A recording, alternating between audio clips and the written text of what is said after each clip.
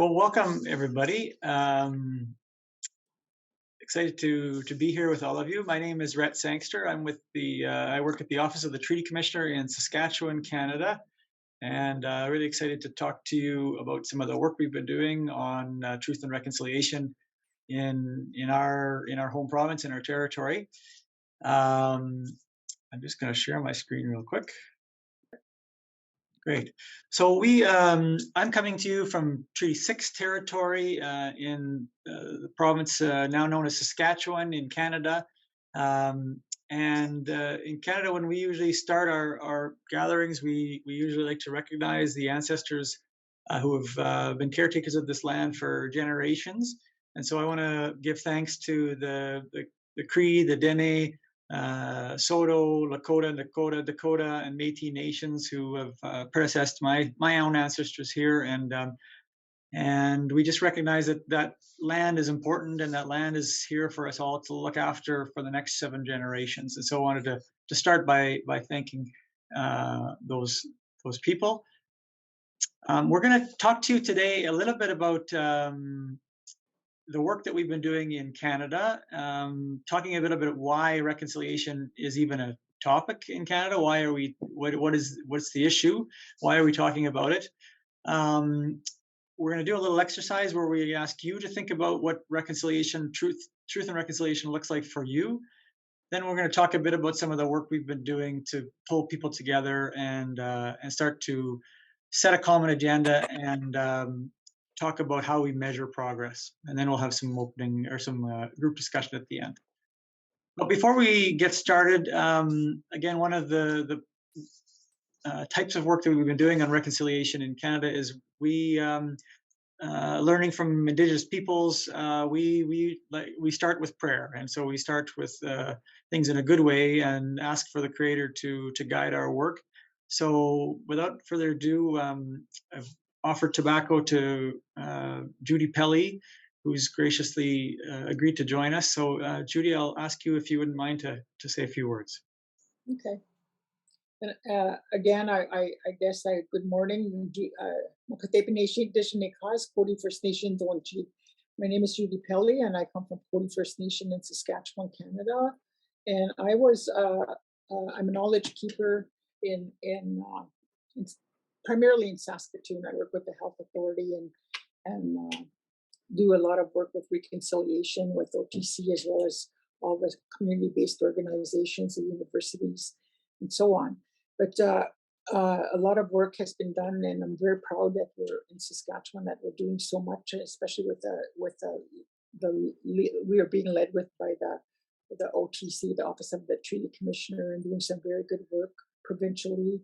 And I was very happy to hear that we're doing per capita. We're one of the most that we're doing the most in TRC here in Saskatchewan. So I'm very proud of our people, our Indigenous peoples, the community-based organizations, universities, the corporations, and so on. We're working together to do this very important work. So I'm in Anishinaabe, who I'm a Soto, and traditionally brought up in my territory, and as well as with language and culture. So part of that is when I say prayers, and when we say prayers in Anishinaabe country, we don't use any kind of media.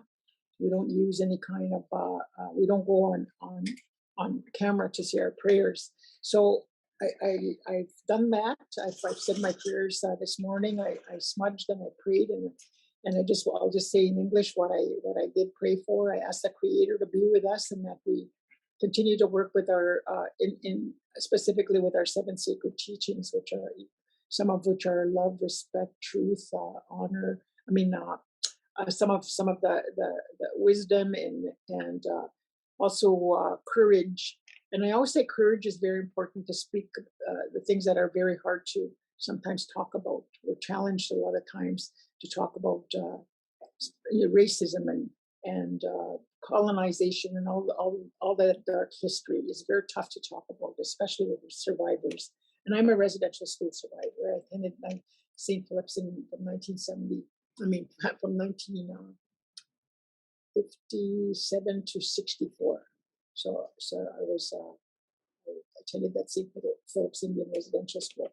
So in my prayers, I also ask the Creator to be with us as we go on with this agenda, and that we get the strength and courage to see the things that we need to say in regards to the work in truth and reconciliation. And again, I ask the Creator to bless all your families, bless all of you wherever you are in the world, and whoever that your Creator already knows. Creator God, our higher power, already knows what each and every of us needs in our lives. So with that, I just want to say that, of course, again, I did smudge and pray, and my prayers have been done in my language and in my home. So with that, Kime Gwechan, thank you, and let's have a very good meeting, keeping our hearts and our minds open with love and honesty, and again, courage to say the things that need to be said. Miigwech, thank you. Thank you, Judy. It's great. Next, we're going to just introduce ourselves. So, Commissioner, do you want to start by introducing yourself? Sure. Anine, I'm coming to you today from Treaty 1 territory in where Winnipeg, Manitoba now is. My name is Mary Culbertson. I'm from the Muskell family in Keezepoos. I am Saskatchewan's first woman treaty commissioner. I am Nockaway, which is Saulteaux or Anishinaabe, Irish, Scottish, and English descent. I'm the first member of Keezepoos First Nation to go to law school and practice law, and my experience spans federal, provincial, national, and territorial governments, Indigenous and community-based organizations, which eventually brought me to where we are today at being the first woman treaty commissioner in Saskatchewan. Thank you, Miigwech. Thanks, Commissioner. Judy, did you anything further you wanted to say in introducing yourself?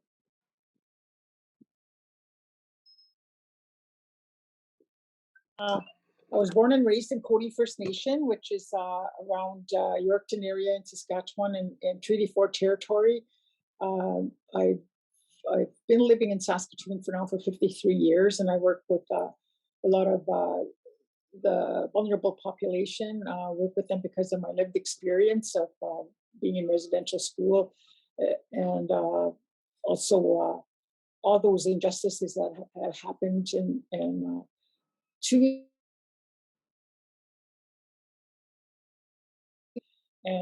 give them strength. I do sharing circles all over the city here, sometimes up to 12 in 1 week, and I work with universities, all the institutes of higher learning, as well as the community-based organizations, some of which are like the nonprofits, and also the acute care centers, and of course OTC, the city of Saskatoon, and so on.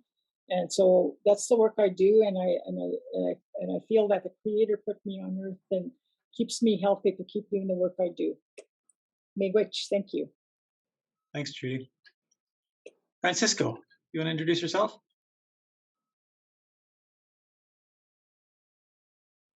Yeah, I do, if I manage to unmute myself at some point. Hi, everyone. O'Shane, Victor, John, and of course, Christian. My name is Francisco Urrutia. I am a Mexican man living in Canada. My professional background is in peace building and violence prevention. So I've been working with peace building initiatives over the past approaching to 10 years now. Several levels of involvement with youth, activists, federal, national, and international stakeholders in many different processes.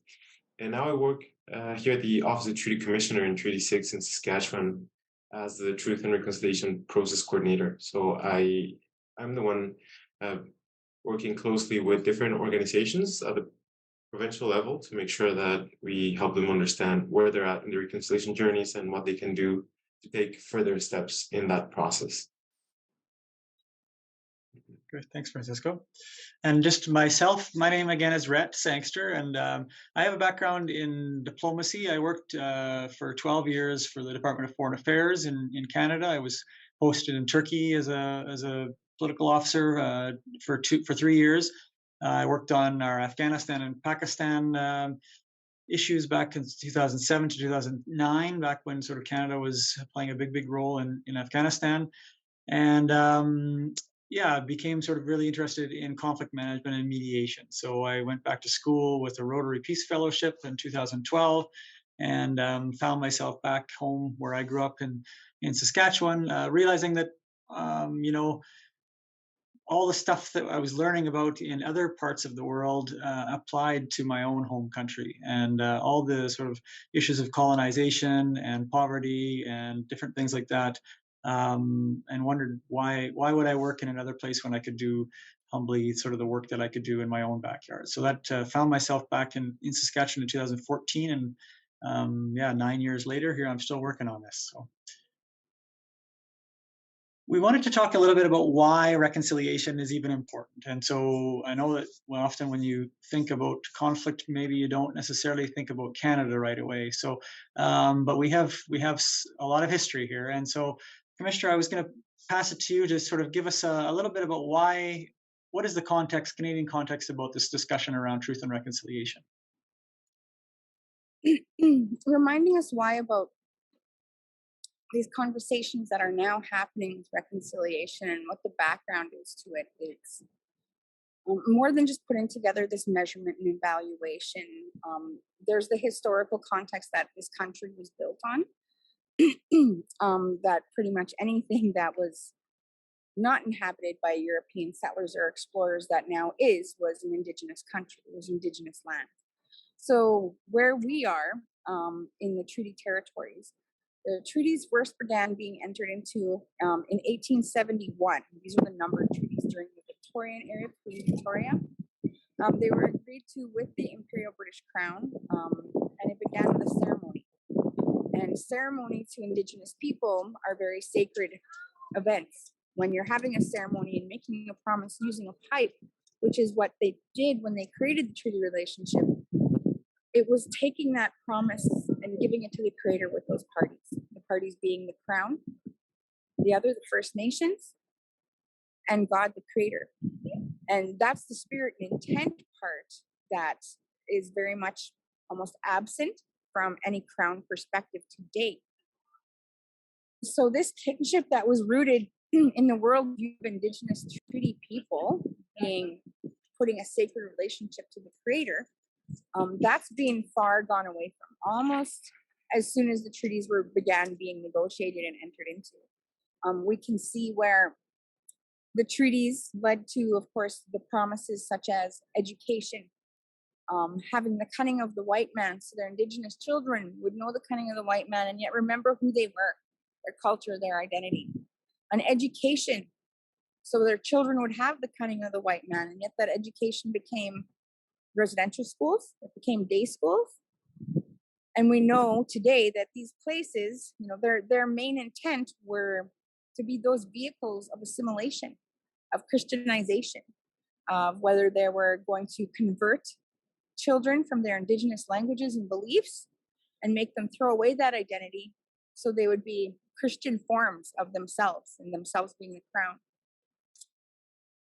And along with residential schools, day schools, and industrial schools came abuse, sexual abuse by church officials, such as the churches who were running those institutions that they had become. So instead of getting a schoolhouse on every reserve and a teacher when we were ready to take our reserves after we signed treaty, we got residential schools. And we got over 100 years of residential schools, generation after generation, being told, if you don't believe in Christianity, if you don't believe in God, if you don't believe in how we pray and throw away who you are, you won't make it to heaven. That was instilled amongst our generations for over 100 years. Today, we've had the Truth and Reconciliation Commission happen in this country. That began in 2008, I believe, was the apology from then Prime Minister Stephen Harper and the acknowledgement of what happened in residential schools. And there was an Indian residential school settlement agreement between the Assembly of First Nations, which was the national representative organization, and the Crown, being Canada. In that settlement, it was agreed to compensation for sexual abuses, physical abuses on certain levels. It was to be a non-adversarial process, but it was still very difficult for survivors to relive the most heinous times of their life, the most terrifying times of their life, the most traumatizing times of their life. It didn't take into consideration at the time when that agreement was made about death. It didn't take into consideration forms of torture. And through the independent assessment process, which was taking survivors through this litigation type process, more and more stories came out about children being buried, about babies being thrown in incinerators. And just a few years ago, we know that with the discovery and the evidence of children's graves at Kamloops Indian Residential School, now the whole world believes us. They believe our ancestors, they believe our elders, they believe our survivors, that genocide was committed. We have mass graves, we have unmarked graves that prove this. We have a jawbone of a child found in our own Treaty 4 territory, not far from where Treaty 4 was signed and entered into in 1874.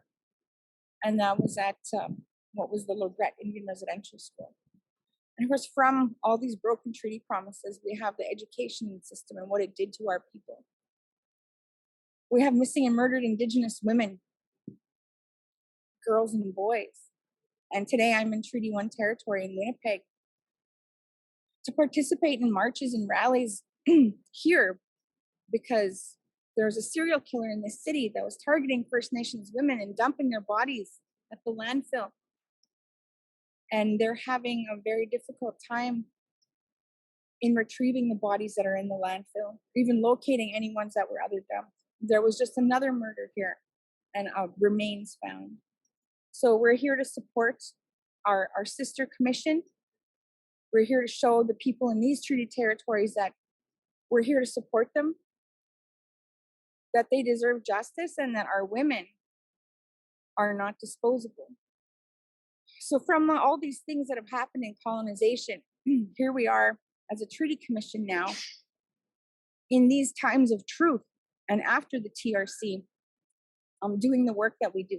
And as the first Indigenous woman treaty commissioner at our commission, I endeavor to try and make that relationship equitable. And when we have a completely inequitable relationship to begin with, then I have to lean on the side of the First Nations and the perspective there, because that's the relationship that is inequitable. And it will continue to be that way unless we have allies and we have people such as myself in positions like these who realize where that inequity is and what we need to do to start addressing it. So the mandate of our office, we are a registered federal commission, but however, we are supposed to be independent and neutral.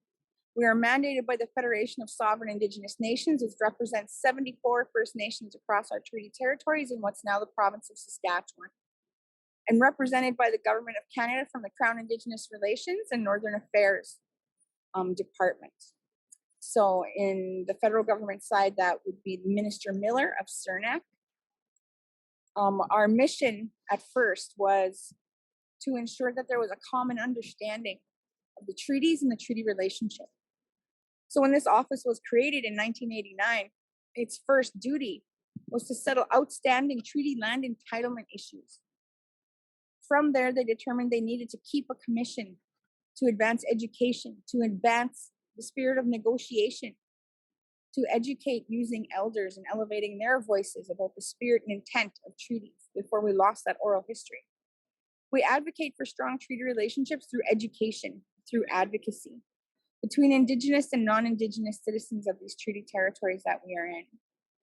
And through reconciliation, it is our mission to assist in returning to the true spirit and intent of treaty.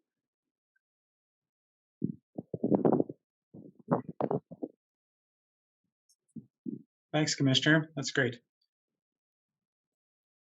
So when we talk about truth and reconciliation, how does our office understand that?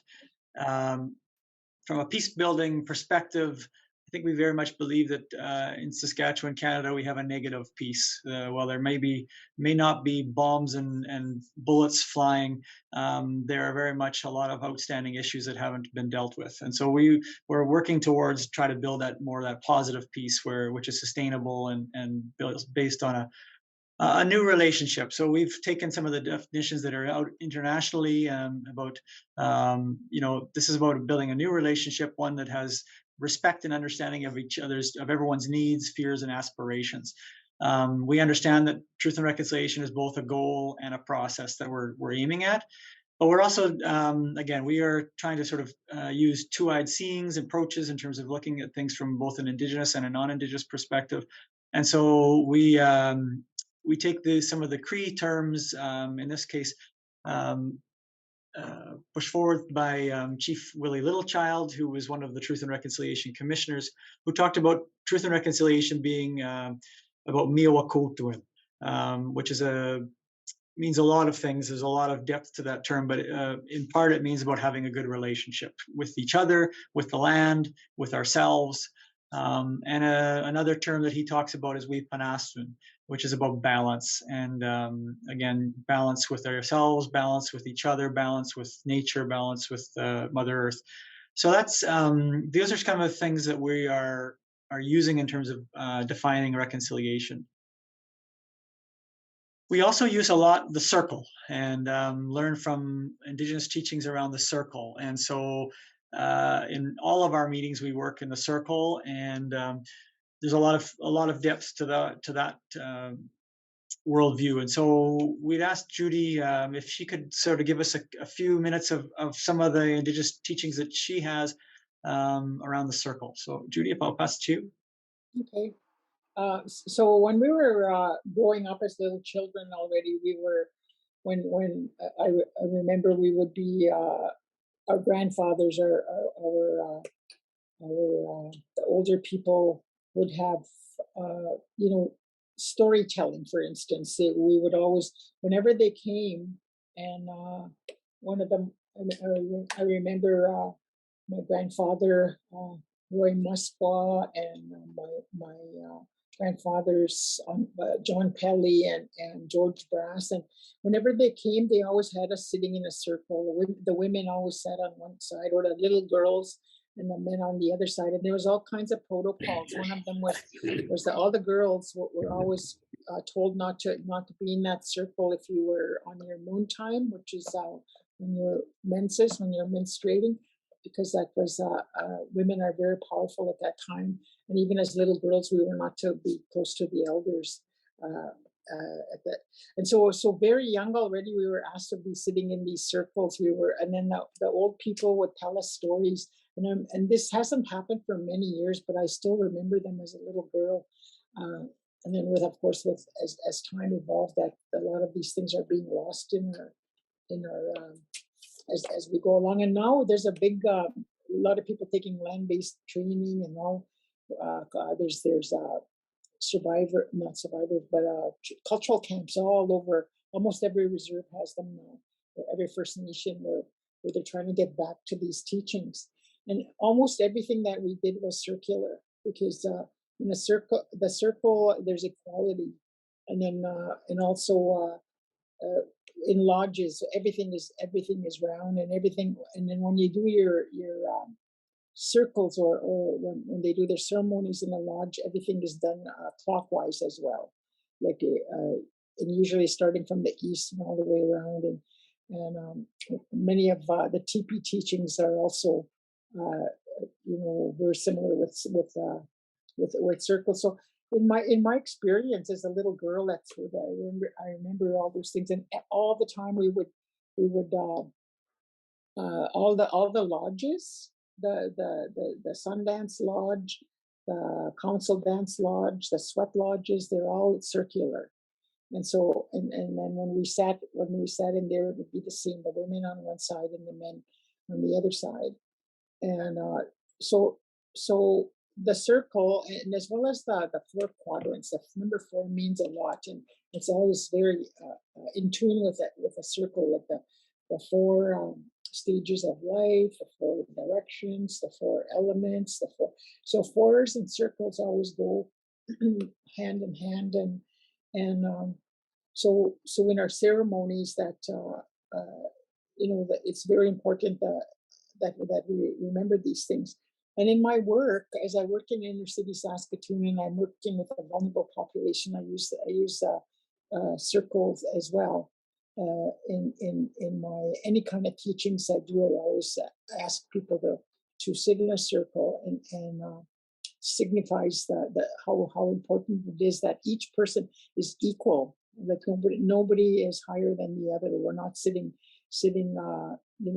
Our ways of knowing are more equality, more. There's nobody that's higher than the other. We're all equal. So the circle also signifies that. And when I do my circles with the inner city population, we everybody gets a chance to talk, and then nobody really is forced or coerced or anything to talk. You talk at your own leisure. But I always say that people need to even just say what you're thankful for. I teach gratitude and stuff like that. But I do. Again, it spans everywhere in our lives. The teepees, the cycle of life, circle, the moon ceremonies. All the ceremonies are very circular. So I guess that's a little part of it. And then again, I say it's very in tune with the flow. Hello.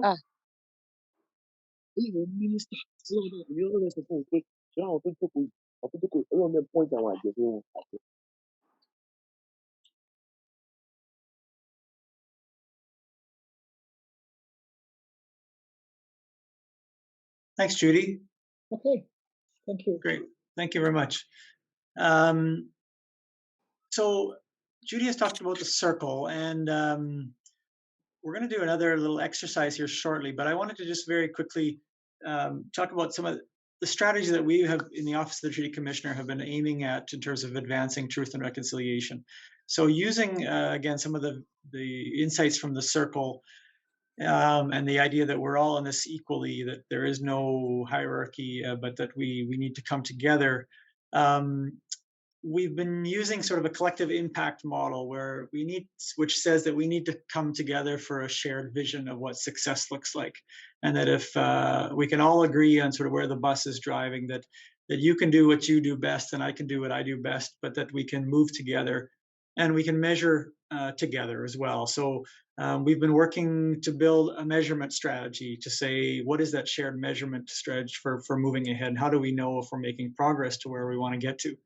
And then third, we've been actually going around and saying, who are the right people that need to do this work? So using our sort of neutral facilitating power, our convening power to bring Indigenous and non-Indigenous folks together in the various regions of our province to build relationships, to build trust, to learn together, to unlearn together. And so those three elements, figuring out where it is we want to go, finding the right people, the community leaders that are the movers and shakers in the Indigenous and non-Indigenous community that probably don't know each other as well as they could, bringing them together for shared meaning making, and then saying, okay, how do we measure this together? So we've done this exercise that we're going to ask you to do, and we've done it for people in Saskatchewan to determine what the future looks like. I'm not sure exactly where all of you guys are from, but I would invite you to think about this exercise from wherever you are working or wherever you are living or wherever you think that there is a conflict that needs to benefit from truth and reconciliation. And if you wouldn't mind, we're going to ask you to close your eyes for just about 3-4 minutes. And so get comfortable if you would. And I want you to close your eyes and imagine yourself 25 years from now. So do the math. It's 2023, and 25 years is 2048. How old are you? And think that through. So you can imagine yourself, maybe you're a little bit rounder, maybe you've got a little bit grayer, maybe, but you're on the land and you're sitting around a campfire. You're at a place that is special to you. And as one does around the campfire, you start to tell stories. and you're sitting there around the campfire with some young people, and you're telling them about how things have changed, how 25 years earlier in 2023 things were not good, things weren't what they are today, but yet the 25 years later, things have changed, things have gotten better. So we're just going to invite you to take 2 or 3 minutes again to just sit in silence for a bit and think about what is the story that you're telling that young person about what's changed. And then second of all, what is the role that you played in that story? What was your own role? So if you wouldn't mind, we're just going to sit in silence for 2 or 3 minutes, think about that, and then we'll, if you'd like, we can share some of your thoughts. But again, what's changed in 25 years, and what was your own role? We'll come back in a couple of minutes. How are you? How's everyone doing? Does anybody want to share any of their thoughts, any of their story? Maybe you can talk about where you were, where that fire was, and what the future was looking like in 25 years.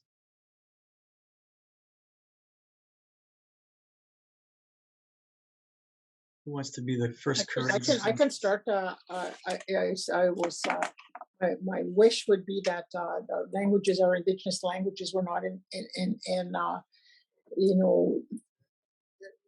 they're not going into extinctions. Like a lot of times people talk about how we're losing our languages and they won't be any more language speakers. To me, language and culture go together, and in order for us to be recognized as nations, we have to have our language and culture, and lots of immersion should be happening, and it already is. I think in like, for instance, in Onion Lake, there's a whole immersion school there, people learning their languages and our sacred ceremonies. If we don't keep our languages, we're not going to have them anymore.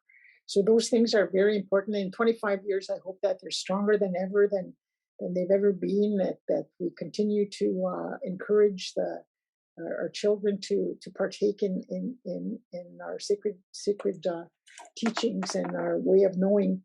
And land-based learning has kept happening, and now there's a lot more people that are doing the food sovereignty and growing their own a lot of their own food, like the vegetables and the fruits, and that we have safe drinking water everywhere, and also that we have no more missing and murdered Indigenous women and girls, that we protect one another, and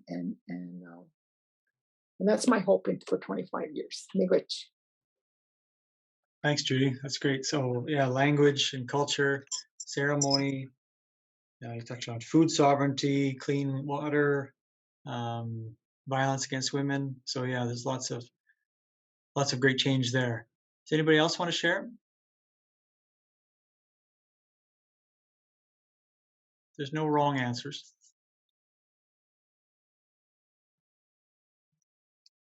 I'll step out on a limb here. Thanks, John. So I'm John Balgley. I'm in what's now called Portland, Oregon. The land where I am now was originally occupied by the Kalapuya, and particularly I can't pronounce the name, Afalati.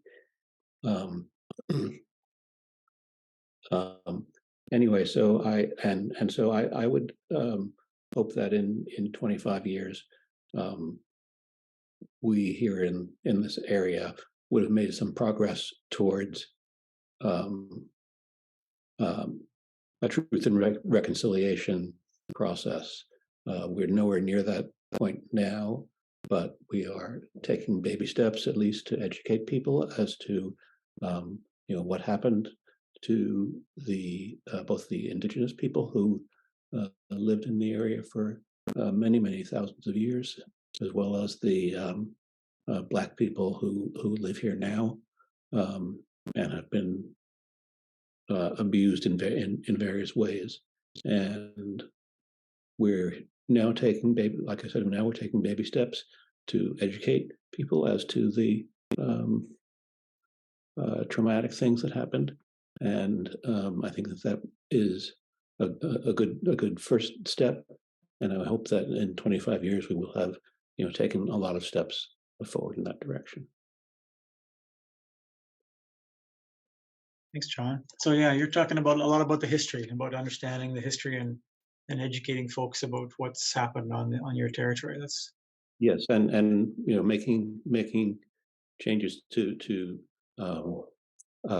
repair the processes that are still happening today. mm-hmm. At least we should be able to do that, even if we can't fix what happened in the past. Great. Thanks, John. Thanks for sharing. Anybody else want to share? We do have a few more minutes.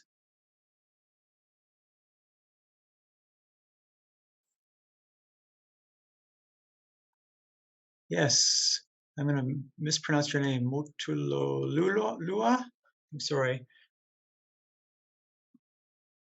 All right. Hello, everyone.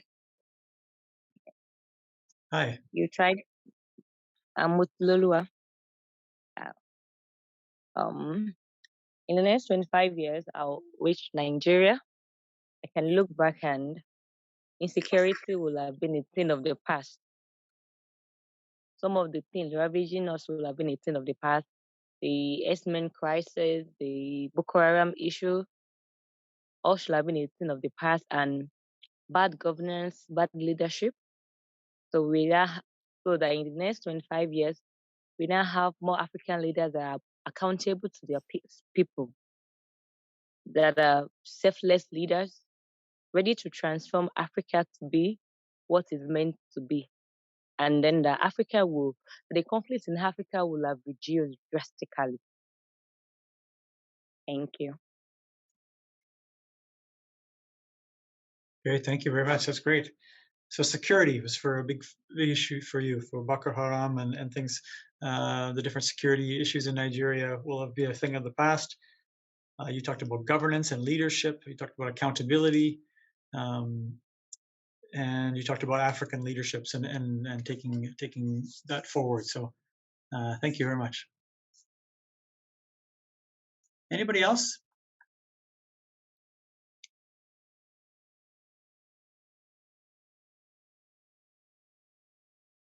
I always joke that the 3 minutes like of quiet is the introverts chance. So now this is for the extroverts. If you want to now too. Victor? Yes. Go ahead. I think, yeah. Are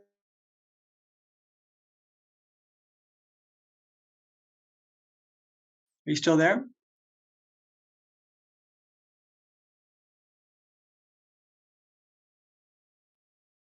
We can't hear you, Victor.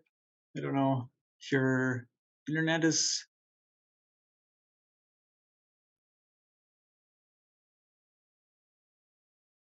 Maybe we can come back to Victor. Anybody else? Kelsey or Ocean or Naji, Sarah? If not, that's fine too. We can move on, but it's Friday afternoon, so we're quiet maybe. I think I got hung up on the portion of the question that asks about kind of what our roles will be in the change, because I'm currently job searching. So while I know I want to use my peace building and mediation skills, where I will land and kind of what that will look like is very up in the air for me right now. So while I am in the San Francisco Bay Area, and I hope that in 25 years we've addressed our massive challenge with the houseless community, just making sure that those folks are supported in the way that they would like to be supported. I would love massive changes around anti-racism and more equity. There are so many things that I would like to see change, but I think I've been quiet just because my own path in supporting that is still a bit unclear. I'm not sure it always gets that much clearer as time goes on either. So if that's any consolation for you, I'm still wondering what I'm going to be when I grow up too. So weirdly comforting, maybe. But yeah, last chance. Anybody else want to? Sarah, you look like you had something you would like to share. Yeah, I can jump in. No, thank you for leading this, and the exercise is very thought provoking. I feel like when you ask that question, like what tugged on my heart is like my two references is like the conflict in Guatemala and having studied a lot of transitional justice. And so uh I felt like the only way that that could make sense in my head was to be semi-aspirational, but it's also very hurtful to be so. And that is because the one thing that I wish for kind of truth and reconciliation is that people from different angles could sit down together to actually listen without kind of that emotion and instinct to jump in. And in the case of Canada and the United States regarding Native American people's rights and whatnot, that has taken so long and is still not fully there that folks can say, this is how I am and how it affects me. And it might be a very different reality than yours, but it is a reality. Um, and Ocean, I'm deep in my career, and I can tell you I have no idea what I'm actually doing, other than sometimes editing Excel sheets to ensure people have funds. Like That's important work. yeah, important word. Yeah, but at least I guess it's moved things forward. But I think more importantly, again, like I think of Central America and I think of the culture of silence, and I think how intrinsic it has been to say that a country has moved away from its conflict when people are not talking about it, and how that was very much the old school. And that's just not possible. We've seen how much that gets politicized and whatnot, and it comes back, and it comes back even if it's hundreds of years later. It always comes back. So I guess hope for 15 years that we can have that the fireside chat conversations, as you're mentioning, are even a thing for a larger population. That would be ideal. That's great. Thanks, Sarah. So really just even getting the conversation started is a challenge, is what you're saying. Yeah, it's this is interesting because we've done this exercise in Canada many times, but this is the first time we've done this sort of with an international group, and so we weren't sure how this exercise would work. But I do think there is a lot of commonality in terms of all these conflicts all over the world, and what we all want and what we all move forward on. So I'm gonna keep going. I think Victor came back. Okay. Yeah. Victor, did you want to add anything? Yeah, so sorry. I had issues with my. You can hear me now. You're a little bit jumping in and out, but I think go for it. And we'll hopefully try to hear you. Okay, you can hear me now. Yeah. Is it better now? It's good right now. Yeah. So as I was saying, I said the issues of morals. In fact, I'm trying to work with an organization on how we can rebuild. I call it moral revolutions among the young generations. So that is a major source of concerns for me right now. And I look ahead to see how we can, in the 25 years from now, revamp the moral standards of the Nigerian youth. Thank you. Okay, thanks, Victor. So moral standards in Nigeria is what you're speaking. We have one comment here. Ocean says, from a peacebuilding perspective as a field, I hope that in 25 years we've learned more from Indigenous perspectives and knowledge around peace and peacebuilding, and also acknowledge where those learnings come from. Thank you. Yeah, I think that's I did a Master's in International Development Policy from Duke in 2012 as part of the Rotary Fellowship, and I'm struck now by how little there was on Indigenous issues as part of that. I don't think in the peacebuilding scene talk a lot about Indigenous issues, which is kind of crazy because it's the root. The colonization is the root of a lot of these conflicts all over the world. So anyway, I agree with you, Ocean. That's great. Thank you. Abubakar. I'm Abubakar Haruna Yusuf from Nigeria, a youth peace network, member of community initiatives to promote peace and a youth-led action researcher. I just want to say hi. Wish everyone the very best. Thank you very much. Okay, we're going to move on just quick here on the rest of the presentation. So as I said, we've done this hundreds of times now across our province to sort of say, well, what is that common agenda?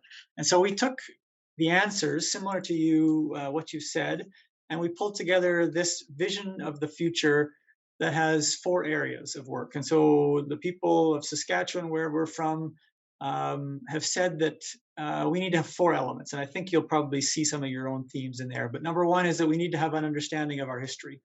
We need to know what has happened on this land, the past and the present wrongs. We also need to have a respectful relationship with our ancestors and a respectful relationship with the land as well. We need to have healing and strength for our communities, for our nations, for our individuals, families. Out of that history, we need to start working on that healing. So that's the first area, is understanding of our history.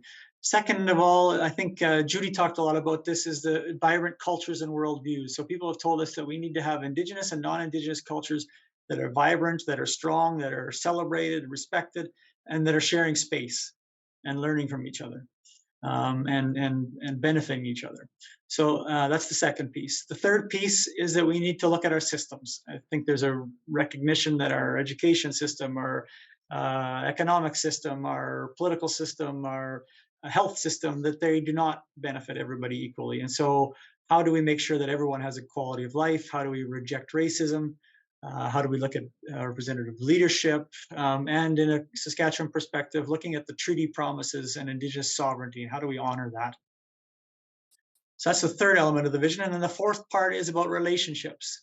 And I think some of you guys touched up on this, even the element that in Guatemala, we're not even at the dialogue stage without getting upset. And that I think that it really touches a lot on relationships.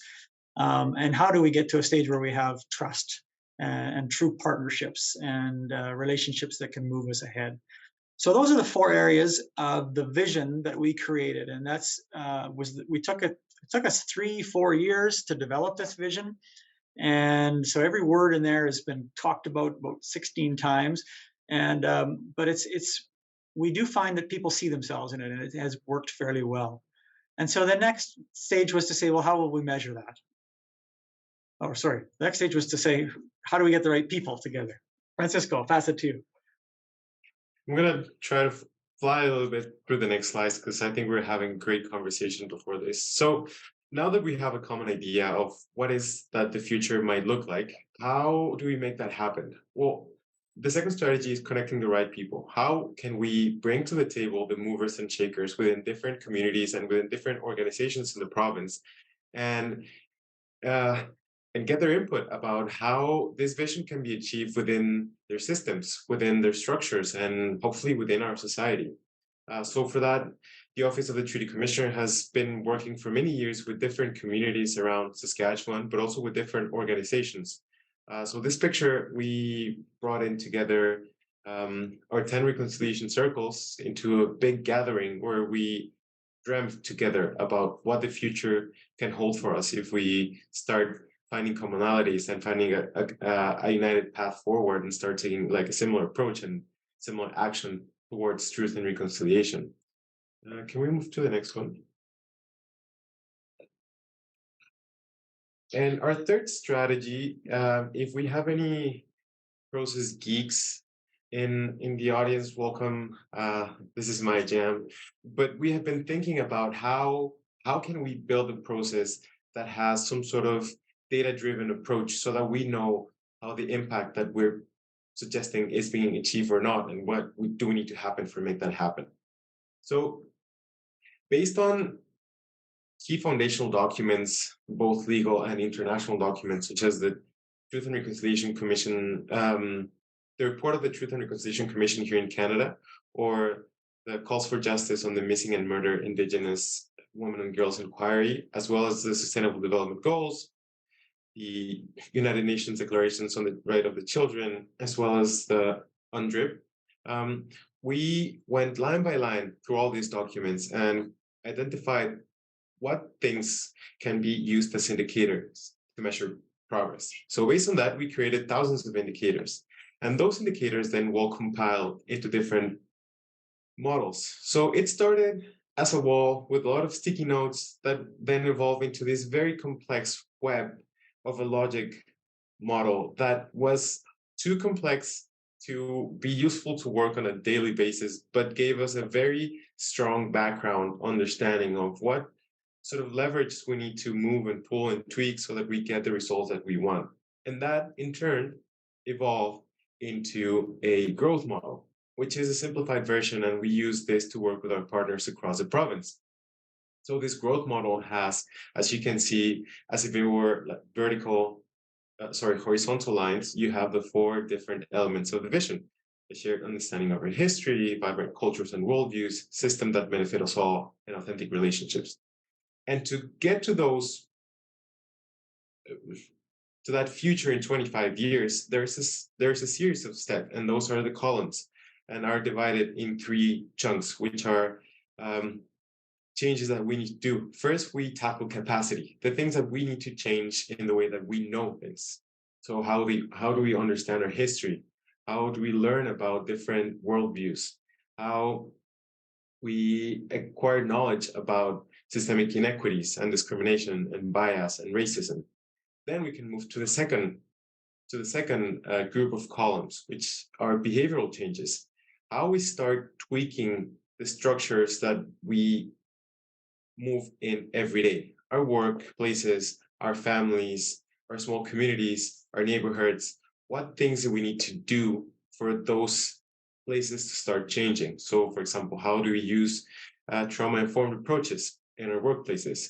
How do we increase cultural safety for Indigenous people in our communities and in the workplace? How do we engage meaningfully as treaty partners with Indigenous communities? And then we move hopefully towards the last group of indicators, which are societal changes. How can we adapt then the systems that we live in, the health system, the justice and law enforcement system, the public policy and governance aspect of our nations, so that they are compatible with this vision of success of truth and reconciliation, where both Indigenous people, non-Indigenous people, and of course new Canadians can feel that they belong in this place, and we live in a space that is respectful, equitable, and just for all. So now that we have that growth model, the big question is, how do we use that? How does it look like when working with different organizations and institutions? So Red's going to talk a little bit about how those indicators can help us steer change in a good way. Yeah, so just like some examples of, so each of these outcomes have a whole sets of indicators behind them that can be looked at from an individual perspective. So I can use this model to me, Rhett Sangster, where am I at in my own reconciliation journey? I can look at it from my own organization, whether that's the Office of the Treaty Commissioner, where are we? I can look at it from my community, even from a sector. You could look at this from a justice sector or a health sector. But so for one example, under the outcome of understanding who we are and where we come from, so the percentage of governments, departments, or organizations that are able to identify their own treaty history in Saskatchewan, how are they started? How did it come to be? How did that relate to Indigenous people as they were created? That would be one example. Another one for an outcome on learning Indigenous spirituality, worldviews, and ways of knowing. So it could be the number of professionals completing updated First Nations and Métis cultural competency training per year over time. That would be something we could measure and keep track of. For the outcome of engaging meaningfully as treaty partners with communities in the land, which gets at some of the elements of free, prior, informed consent. The number of government departments or organizations or businesses that integrate meaningful partnerships with First Nations and Métis in all decision-making processes would be one indicator that we could use. So those are just some examples of some of the indicators that we have underlying that we then use to develop action plans with organizations. And pass that back to Francisco. So that brings us to our Truth and Reconciliation through Treaty Implementation process, which is a very long name. So TRTI for short. So what do we do? So right now, over the past few years, we've been engaging with different actors, mainly at the provincial and city level, to say, well, what have you done? What have you done in order to advance your journey? And what can you do from now onwards? So we have divided that process in two main phases. First, it's a facilitated process in which we get together with a group of champions with a certain organization and ask them where they're at. What things have you done in the past, let's say 5 years, to advance truth and reconciliation? So here we use a mixed approach between facilitation, focus group discussions, small group works, and an extensive data review process of documents they have, MOUs, partnership agreements, list of trainings, all that we can get access to then use all that data and sort of put it within our growth model so that we have a snapshot of how much you've done to advance a shared understanding of our history, or what are you doing to create systems that benefit us all, or how you're engaging with First Nations in a way that that we can get authentic relationships. So based on that survey analysis or based on that data analysis, we create recommendations for institutions. So we say, we identify 26 things that you need to do to advance your journey. And that concludes our first phase, the mapping. And then we move onwards, or we move on towards implementation and measurement. So now that we know what we know, how we can implement a strategy that allows you to strengthen the things that you've already done and start implementing things that you need to do. And with that, we have developed a process in which we identify key strategic priorities, and then we use those priorities to identify how they can cope with or how they can fit with the recommendations that we have created. And based on that, we create an action plan for those organizations. And then we identify how we can measure. So we use the indicators that we have spoken previously as a way of knowing that in the future, these things can be have a way of being measured as to whether the changes we're proposing are creating meaningful change or not. So over the past few years, we've worked, as you can see in the logos, with the City of Saskatoon government. Right now, we're in the process of finishing our collaboration with the Law Society of Saskatchewan. And we've been working with the Saskatoon Police Service over a year. No, over half a year. It's going to be a year in the fall. So it's been pretty exciting. It's been pretty exciting to see firsthand how these institutions can have a whole journey of understanding and, you know, some very important aha moments. So it's been truly an incredible experience to witness firsthand.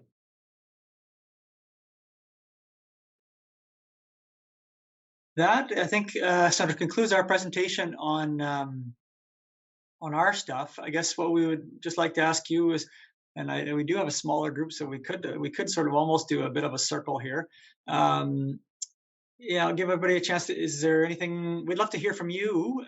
Is there anything you've seen that we could learn from, or do you have any questions or any thoughts or critiques? Or we're open to ideas. So, yeah, does anybody want to start?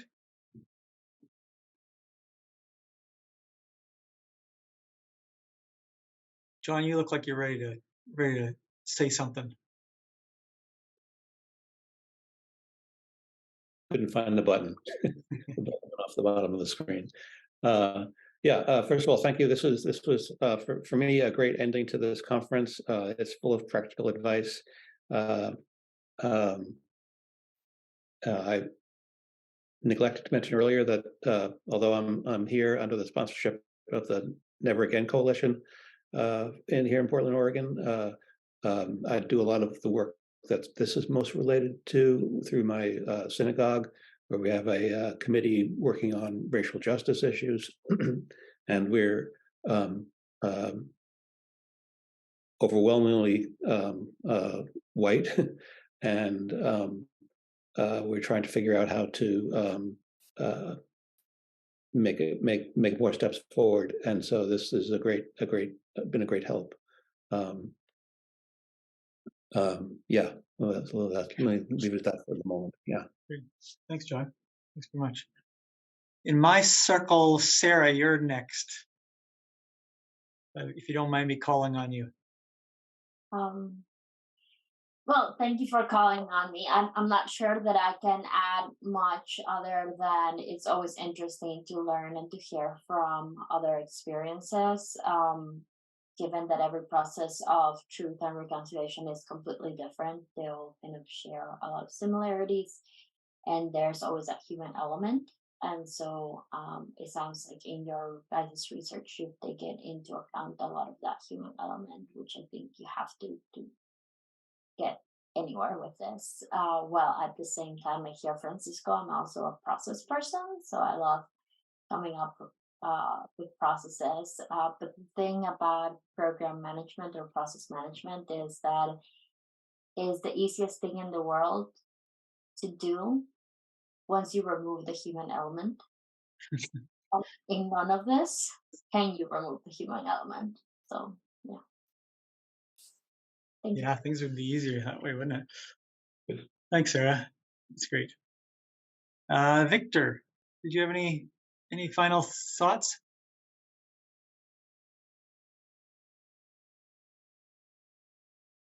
Victor, are you still there? Yeah, thank you so much. Yes, I really, really want to thank you for such an enlightenment. It's quite an interesting one indeed. So I'm going to see what I can implement what I've learned here today. See how far we can run with it. Despite meeting you all. Thank you so much. Thank you, Victor. Christian, did you have anything to say? Been quiet, but here's your chance.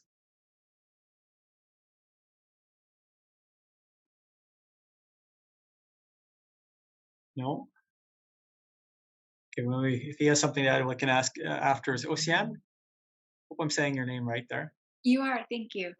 I was just thinking about, I also love systems and processes, Francisco, so I kind of lit up when you brought up that slide. I was thinking about kind